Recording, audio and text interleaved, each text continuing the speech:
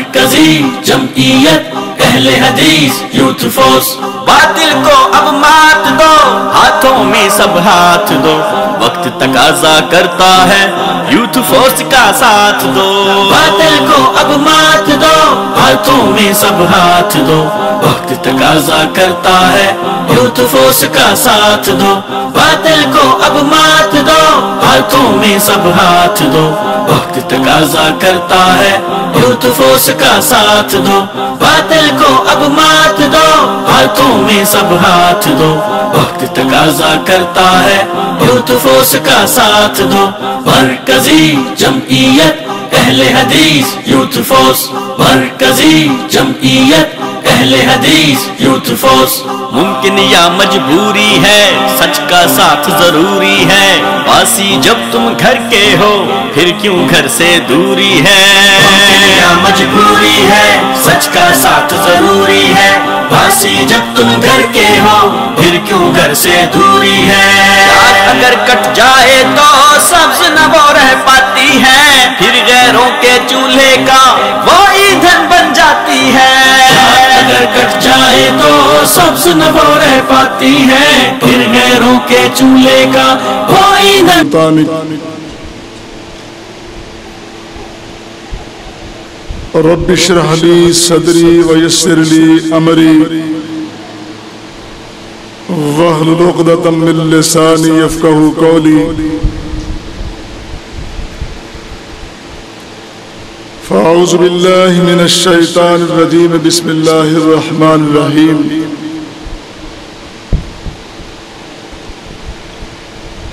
اولئک هم الوارثون الذین یرثون الفردوس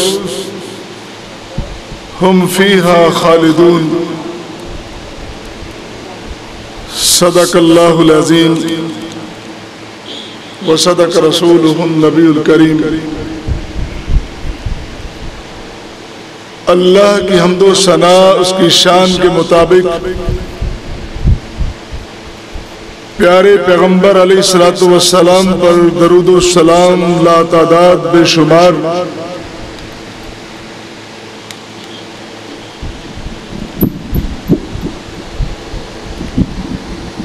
عزیزان گرامی قدر،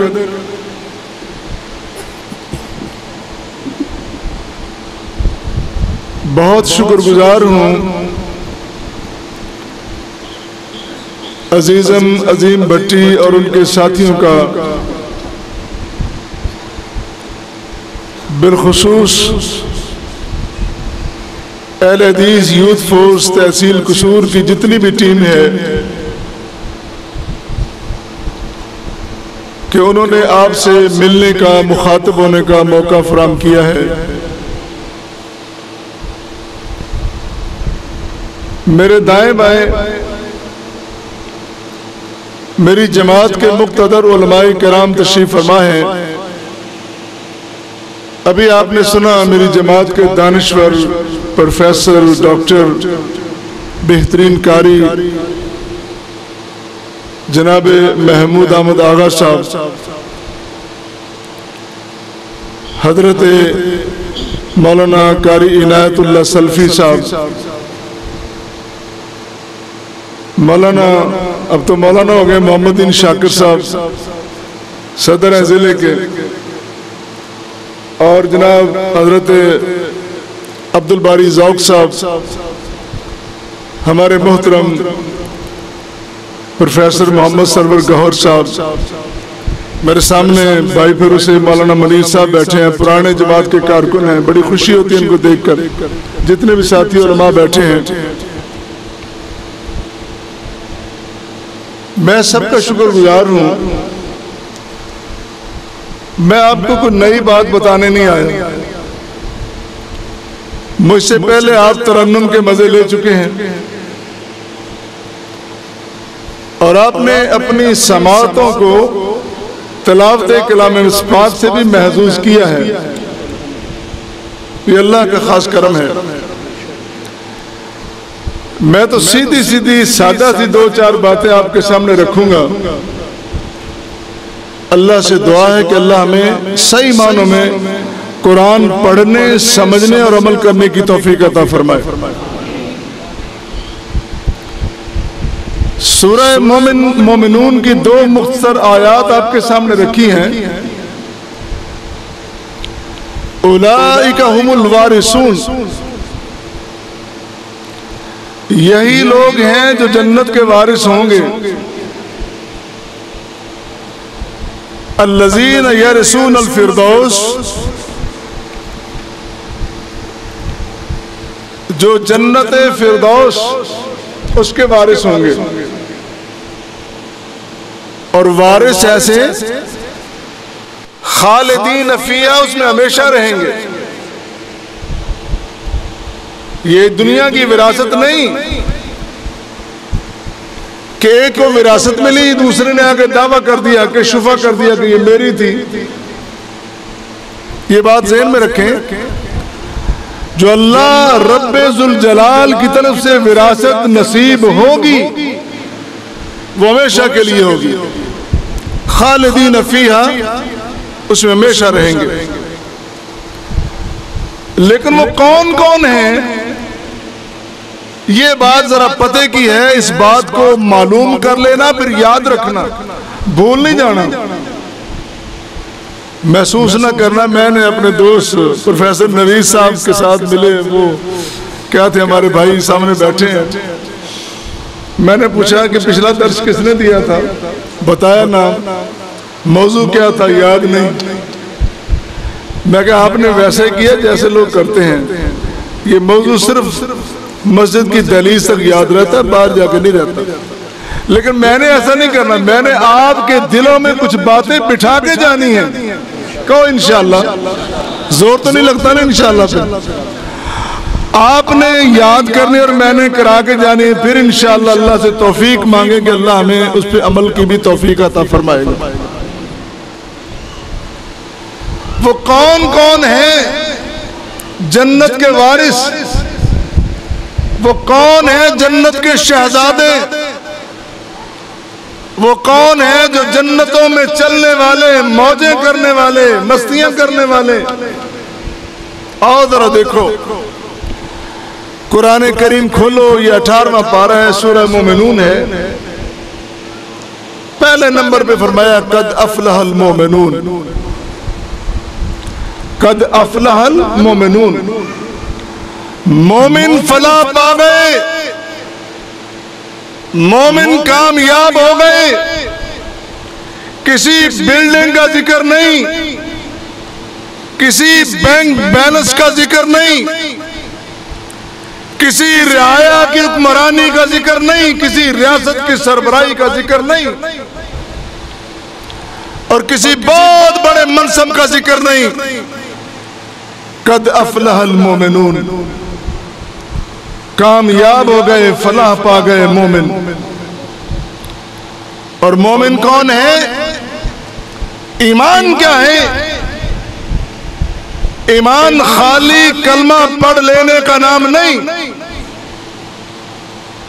ایمان محبت رسول کا صرف دعویٰ کرنے کا نام نہیں،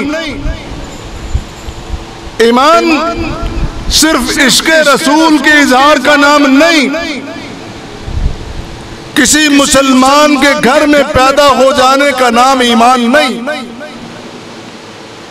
ایمان کیا ہے؟ اقرار باللسان و تصدیق بالقلب وعمل بالجوارح۔ علماء کی مجلس ہے، سب سے پہلے زبان سے اقرار کرنا ہے ایمان کا، زبان سے اقرار کرنا ہے کہ میں اللہ کی توحید کا اقرار کرتا ہوں۔ اشہد ان لا الہ الا اللہ وحدہ لا شریک لہ واشہد ان محمدًا عبدہ ورسولہ صلی اللہ علیہ وسلم۔ زبان سے اقرار کرنا ہے توحید کا، رسالت کا بھی، کہ پیارے پیغمبر علیہ السلام کے بعد کوئی نبی نہیں آئے گا۔ کھل کے کہو، کوئی نبی نہیں آئے گا۔ پوری ریاست چوٹی کا، ایڈی چوٹی کا زور لگا لے، جتنی مرضی قادیانیوں کو سہولتیں فراہم کر لے، لیکن مومن کا موحد کا اعلان ہے کہ پیارے پیغمبر کے بعد کوئی دوسرا نبی آنے والا نہیں ہے۔ اور پھر تصدیق بالقلب، زبانی اقرار نہیں، دل سے بھی ماننا ہے۔ تیرا دل تسلیم کرے، تیرے دل میں جگہ ہو، تیرے دل میں ایمان کی حرارت موجود ہو، تیری زبان میں حلاوت اور مٹھاس موجود ہو۔ وَعَمْلٌ بِالْجَوَارِ، اور پھر عمل بھی کرنا ہے۔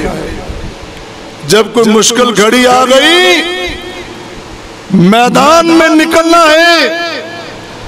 یہ نہیں کہ نادان گر گئے سجدے میں جب وقت قیام آیا، جب کھڑا ہونے کا ٹائم آیا تو پھر بندہ سجدے میں پڑ جائے کہ میں 2-4 سجدے کر لوں۔ نہیں، عمل کے میدان میں آگے نکلنا ہے۔ یہ ایمان کی 3 بنیادی نشانیاں ہیں، تفصیل پھر کبھی صحیح۔ اور پھر فرمایا الذین هم فی صلاتہم خاشعون۔ کیا آیت کریمہ ہے؟ اس آیت کریمہ کو پھر سنیے گا، بچے بھی سنیں، جوان بھی سنیں، بوڑھے بھی سنیں، اور میری باتوں کو یاد رکھنا ہے۔ میں اتنا سفر کر کے آیا ہوں صرف زبان کے مزے لینے کے لیے نہیں، میں یہ گزارش کرنے آیا ہوں کہ میرے بھائی، تیرے پاس میرے پاس اب وقت نہیں ہے، اب ہم تیاری کر لیں۔ کس بات کا، کس معجزے کا انتظار کر رہا ہے؟ کس انتظار میں بیٹھا ہے؟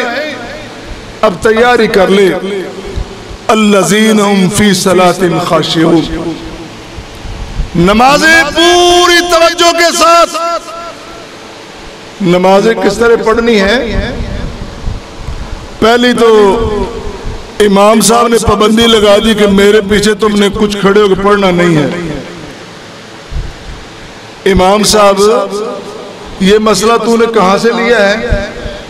یہ میرے بڑے مولوی صاحب نے مجھے بتایا تھا۔ انہوں نے اپنے بڑے مولوی صاحب سے، مولوی ایک کو، دوسرے کو، تیسرے کو بتلا رہے ہیں کہ پیچھے کھڑے ہو کے کچھ نہیں پڑھنا، جو میں پڑھ رہا ہوں اتنا ہی کافی ہے۔ تیری نماز نہیں، پیارے پیغمبر علیہ السلام کی نماز۔ آپ نے فرمایا صلو کما رأیتمونی اصلی،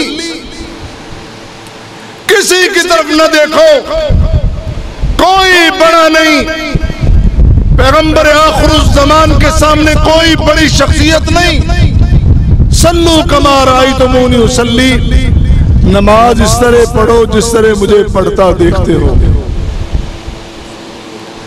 ان بے شک باندھی کر دو، ٹھیک ہو۔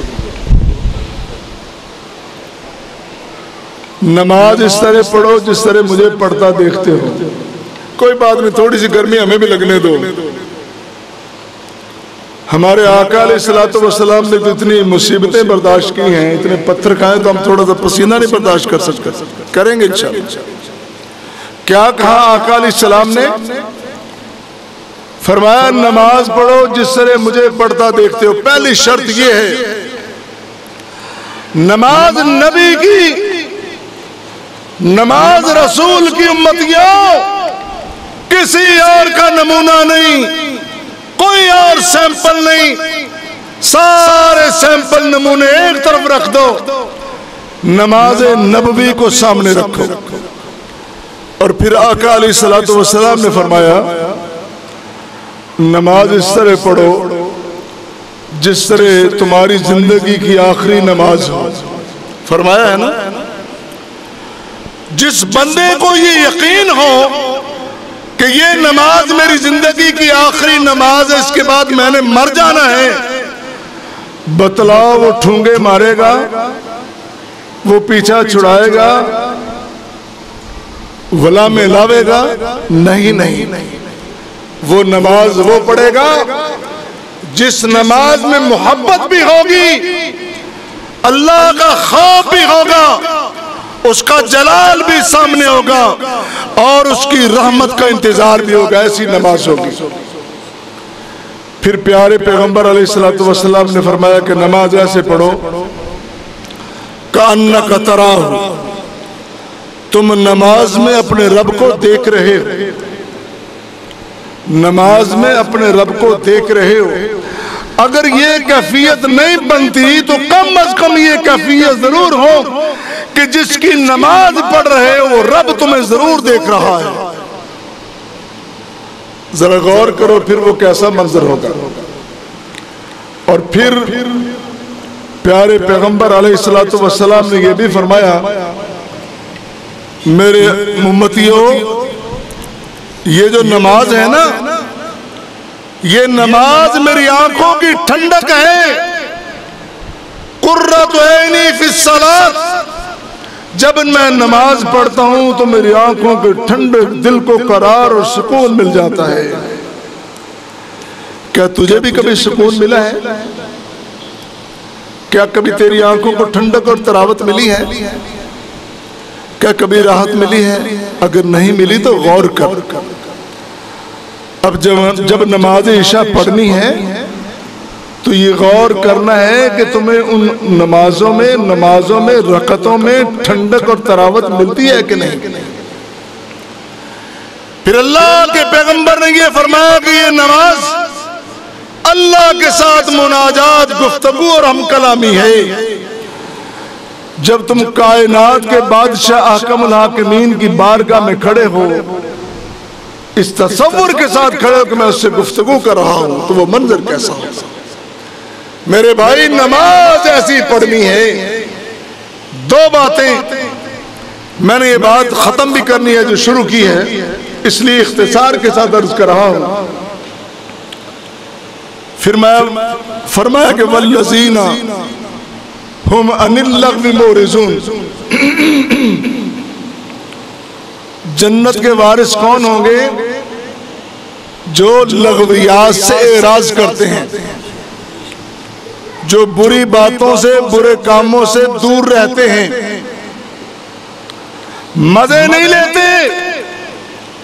اے مسلمان، میں کوئی فتویٰ نہیں دیتا، لیکن اپنی نجی مجلسوں کو دیکھ، اپنی خلوت کو دیکھ، اپنی تنہائی کو دیکھ، کیا تنہائی میں تجھے پیغام پیغمبر یاد رہتا ہے کہ نہیں؟ فرمان پیغمبر تمہیں یاد رہتا ہے کہ نہیں؟ قرآن کی تعلیم تمہیں یاد رہتی ہے کہ نہیں؟ تم تو مزے لے لے کے باتیں کرتے ہو۔ ایک بھائی کی غلطی دیکھتے ہو، کوئی غلطی کیا کر بیٹھا، تو کوٹھے پہ چڑھ گیا اور پوری دنیا کو بتا رہا ہے کہ اس نے یہ غلطی کی۔ پیغمبر کریم نے فرمایا کہ پردہ ڈالو، پردہ ڈالو، اللہ تم پہ، تمہارے گناہوں پہ پردے ڈالے گا، تم ان کو اچھالے چلے جا رہے ہو۔ ان اللغو معرضون، تمام لغویات سے، تمام برائیوں سے پرہیز کرنا ہے، بچ کے رہنا۔ اگر جنت کا شہزادہ بننا ہے، اگر جنت کا وارث بننا ہے تو پھر ان سے بچ کے رہو۔ اور پھر فرمایا والذین ہم للزکاۃ فاعلون، زکاتوں کو ادا کرنے والے۔ مال رب نے دیا، مال دیا کس نے؟ رب نے۔ یہ تیری اپنی کمائی نہیں، مت کہہ کہ یہ میری اپنی کمائی ہے۔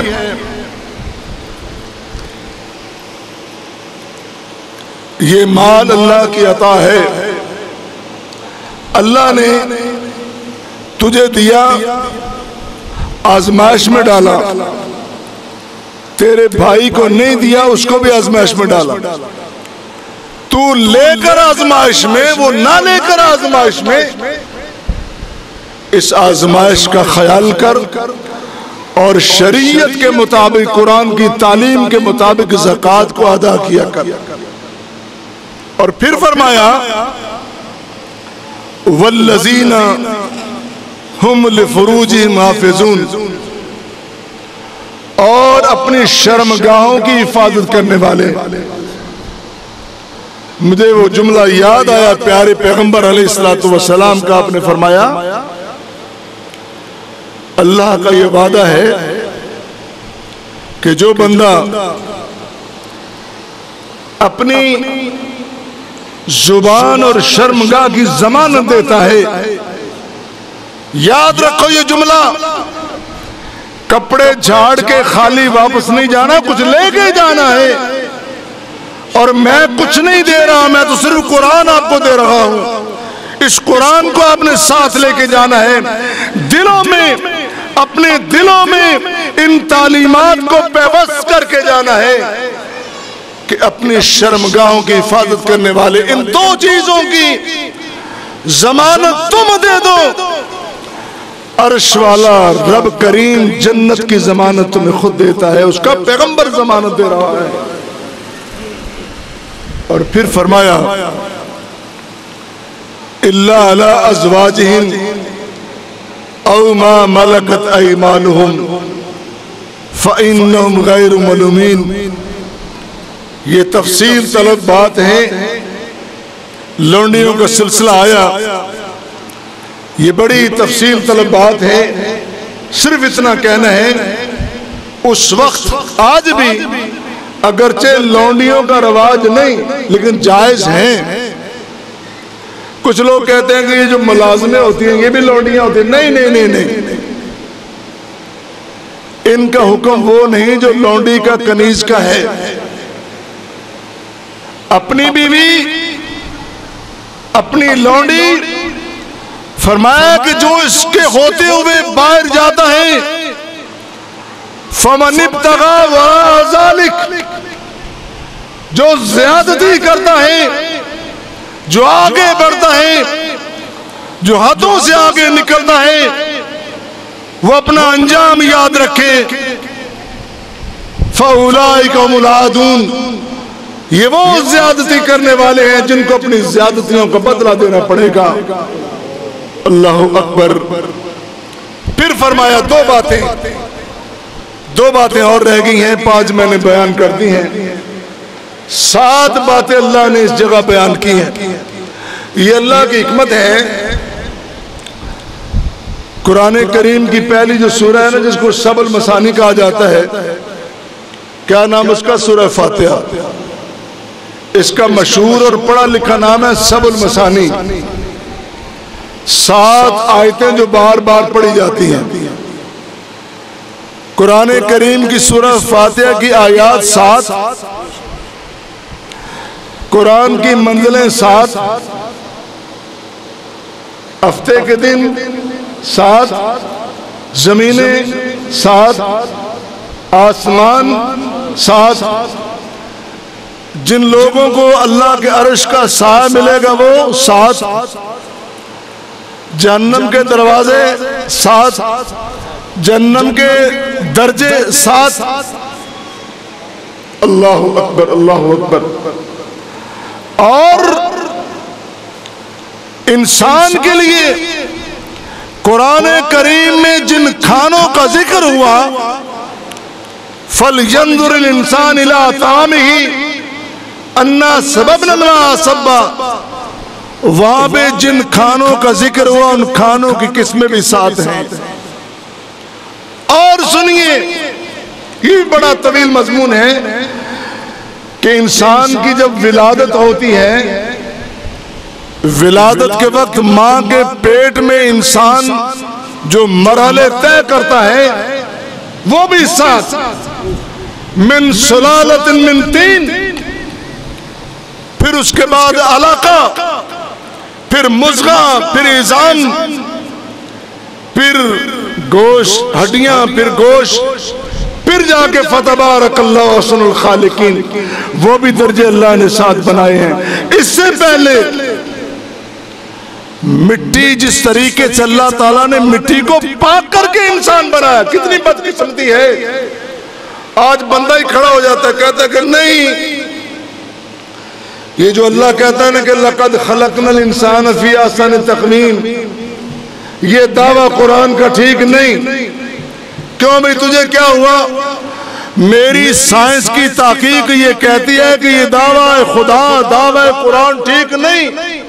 تیری تحقیق کیا کہتی ہے؟ وہ کہتا ہے میری تحقیق یہ کہتی ہے کہ انسان فی احسن تقویم نہیں بنا تھا، من سلالت من طین نہیں بنا تھا، بلکہ یہ تو پہلے بندر تھا اور بنتے بگڑتے یہ انسان بن گئے. اس کی تخلیق تو اس طرح ہوئی ہے. بہت ساری اور خرافات. اور میرے بھائی کہیں اور نہ جا، کچھ پڑھنے کی ضرورت نہیں.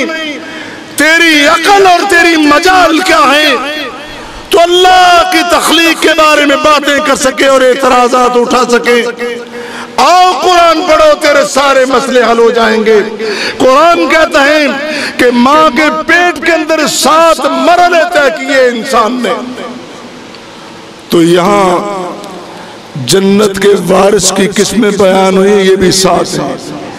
5 سن لیے، 2 اور سن لیں. فرمایا والذین هم لأمانات وعہدہم راعون، اور وہ بھی جنت کے وارث ہیں جو اپنے عہد کا، اپنے وعدے کا پاس کرتے ہیں، جو اپنی بات، منہ سے نکلی بات کا پیرا دیتے ہیں. یہ نہیں کہ یہ میرا سیاسی بیان تھا اور یہ میرا اصلی بیان ہے. یہ جو میں نے کل پبلک کے سامنے بیان دیا تھا وہ میں نے یو ٹرن لے لیا ہے، اس کی کوئی حیثیت نہیں. یہ تیری بات اور تیرا کلام ہے. پیارے پیغمبر کا فرمان یہ ہے کہ لا ایمان لمن لا عہد لہ، جو وعدے کی پاسداری نہیں کرتا وہ بندہ تو ایماندار ہی نہیں ہے. وہ بندہ ایماندار نہیں جو وعدے کی پاسداری نہیں کرتا. اور پھر فرمایا پہلے عہدہم، پھر فرمایا پھر امانتوں کی حفاظت کرنے والے. والذین هم لأمانات وعہدہم راعون، امانتوں کی پاسداری اور وعدوں کی پاسداری دونوں 2 خوبیاں یہ ہیں. ان خوبیوں کو بیان کرنے کے بعد پھر اللہ تعالیٰ نے فرمایا ہے یہ جتنے لوگ ہیں اولئک هم الوارثون، یہ جنت کے وارث ہیں. اور جنت کے وارث ایسے کہ جنت میں ہمیشہ رہیں گے. یہ جنت کی وراثت ایسی ہے، اس جنت کی الاٹمنٹ ایسی الاٹمنٹ ہے کہ جس کو ایک دفعہ مل جائے گی پھر اس کی وراثت بدلی نہیں جائے گی. جیسے کہ میں نے ابتدا میں کہا کہ ایسے کاغذات نہیں کہ کوئی حق شبہ کر دے، کوئی کاغذات میں تبدیلی پیدا کر دے، کوئی پٹواری کوئی قانونوں کے ساتھ مل جائے.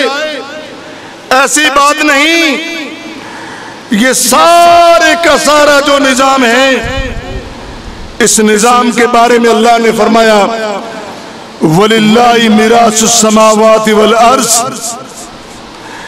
یہ ساری آسمانوں کی زمینوں کی وراثت اللہ کی ہے.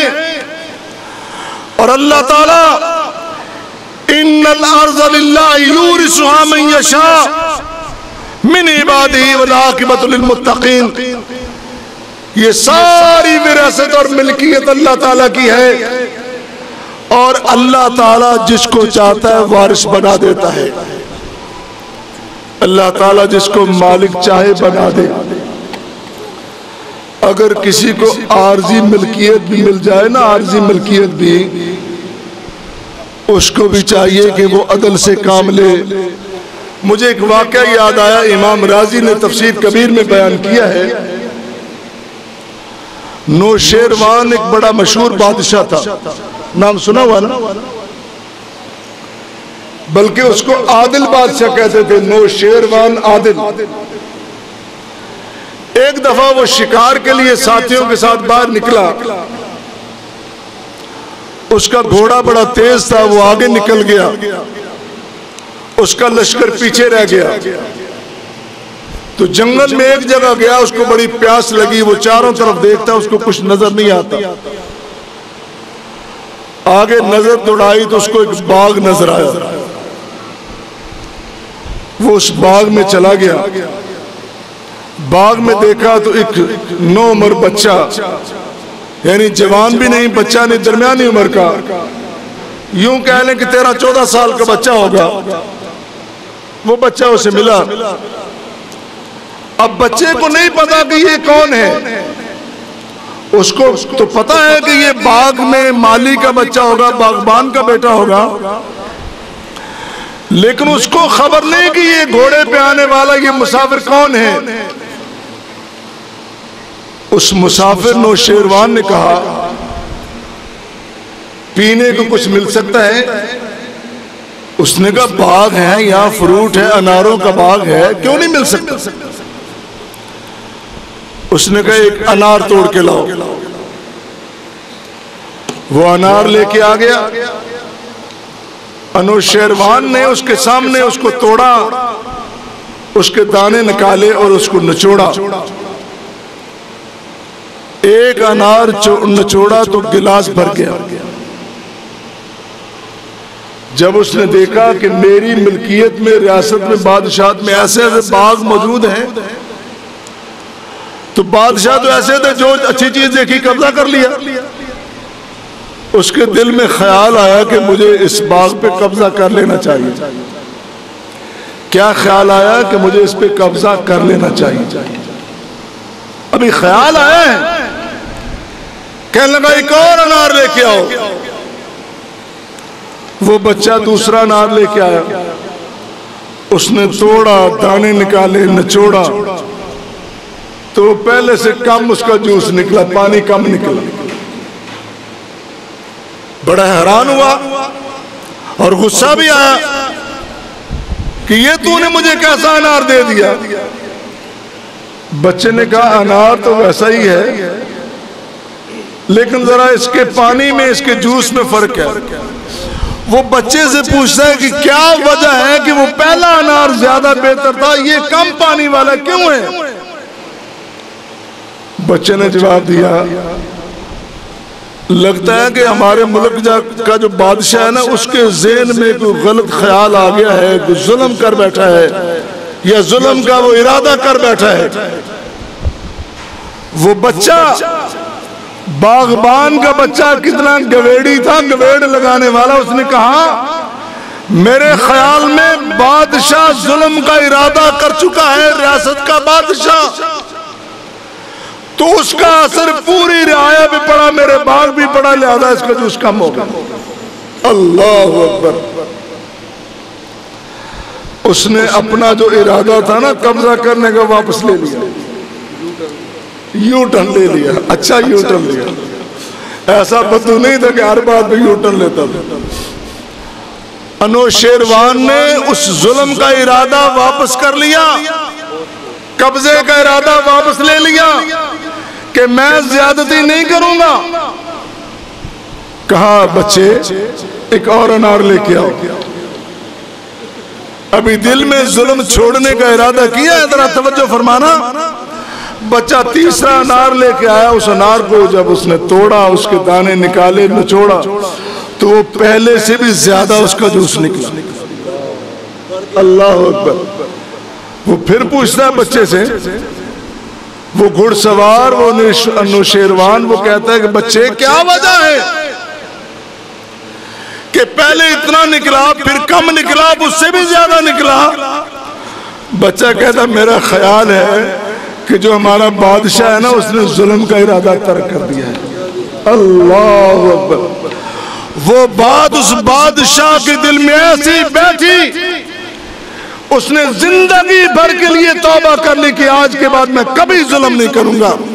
اور تاریخ میں اس کا نام عادل بادشاہ مشہور ہے. نوشیروان عادل. اگر اللہ تعالیٰ تمہیں اقتدار دے، اختیار دے، تو جر کے کھاؤ اور ٹھنڈا کر کے کھاؤ، کوئی لے جانے والا نہیں ہے. اور ظالموں، یہ سب کچھ اللہ کا ہے، اللہ اس کا مالک ہے، اصلی ملکیت اس کی ہے. وہ بادشاہ جو قیامت کے دن سب کے سامنے اعلان کر کے کہے گا بتلاؤ مجھے لمن الملک اليوم، آج مجھے بتاؤ کہ بادشاہ کون ہے، اصل مالک کون ہے، بتلاؤ مجھے. وزیروں، مشیروں، اندر کے مشیروں، باہر کے مشیروں، عارضی مشیروں، الیکٹڈ، منتخب، نان الیکٹڈ، سارے بتاؤ مجھے کون اصل مالک ہیں؟ کس کے قبضہ قدرت میں آج سارا نظام ہے؟ کون اس کو چلانے والا ہے؟ اللہ اکبر۔ بھائی جو موحد آدمی ہے نا، موحد آدمی، توحید پرست، اس کا تو پہلے یہ عقیدہ ہے ایاک نستعین، ایاک نستعین۔ ابھی آپ نے تلاوت سنی ہے نا، اس کا معنی کیا؟ ایاک نستعین، اللہ ہم خاص تجھ ہی سے مدد مانگتے ہیں۔ ایاک نستعین۔ آج صبح کے درس قرآن میں میں یہ بات عرض کر رہا تھا، میں نے یہ گزارش کی کہ مجھے بڑی تکلیف ہوئی، چند مفسرین، پاکستانی مفسرین نے اس آیت کریمہ کی تشریح کرتے ہوئے، حضرت عنایت اللہ صاحب اس آیت کریمہ کی تشریح کرتے ہوئے کہا کہ اگر قادر مطلق اور مختار کل سمجھ کے ولیوں کو پکارا جائے پھر تو ٹھیک نہیں۔ ایک طبقہ تو وہ بھی ہے جو ان کو مختار کل سمجھتا ہے، اس کی بات نہیں کر رہا۔ جو پڑھے لکھے وہ سیانے مفسر ہیں، انہوں نے کہا کہ اگر اولیاء اللہ کو مختار کل اور قادر مطلق سمجھ کے پکارا جائے تو پھر تو ٹھیک نہیں ہے، لیکن اگر یہ کہا جائے کہ یہ ہماری بات وہاں تک پہنچاتے ہیں، ہماری سفارش کر دیتے ہیں، ہمارے لیے آسانیاں پیدا کر دیتے ہیں، اور زیادہ نہیں تو کم از کم تھوڑا بہت ہمارا کام ضرور کر دیتے ہیں، یہ جائز ہے۔ اللہ اکبر، اللہ اکبر۔ اللہ کے بندو، تمہیں پیارے پیغمبر کا تو فرمان یاد کیوں نہیں؟ پیارے پیغمبر نے فرمایا کہ کیا وہ لوگ جو یہ دعویٰ کرتے ہیں کہ ہم بھی اللہ کی طرف، اللہ کی طرح ہم بھی قدرت رکھتے ہیں، اختیار رکھتے ہیں، آؤ میرے سامنے۔ کس نے کہا؟ پیارے پیغمبر علیہ السلام نے۔ آپ نے فرمایا آؤ میرے سامنے، ایک ذرہ پیدا کر کے دکھا دو، ایک جو کا دانہ بنا کے دکھا دو۔ تم ایک جو کا دانہ ایک مکھی کا پر نہیں بنا سکتے، تو کس طرح اتنے بڑے بڑے دعوے کر رہے ہو؟ تو میرے بھائی، یہ زمین، یہ آسمان، یہ آج کی ملکیت، یہ کل کی وراثت، یہ سارا کچھ اللہ کے قبضے میں ہے۔ اگر کل کامیابی کا سرٹیفکیٹ لینا چاہتے ہو، اگر جنت کے وارث بننا چاہتے ہو، کہیں اور جانے کی ضرورت نہیں ہے۔ یہ آپ کے سامنے قرآن کریم ہے، اس قرآن کریم کو پڑھو، اس میں غوطہ زن ہو جاؤ، اس سے موتی لال ہیرے نکالو، اپنے گلے میں ڈالو ان کو، انشاءاللہ کامیاب ہو جاؤ گے۔ کامیابی کا رستہ صرف اور صرف اللہ کے قرآن اور پیارے پیغمبر کے فرمان میں ہے۔ اللہ ہم سب کو کتاب و سنت کا صحیح معنی میں مطالعہ کرنے، غور و فکر کرنے اور عمل کرنے کی توفیق عطا فرمائے۔ وآخر دعوانا ان الحمدللہ رب العالمین۔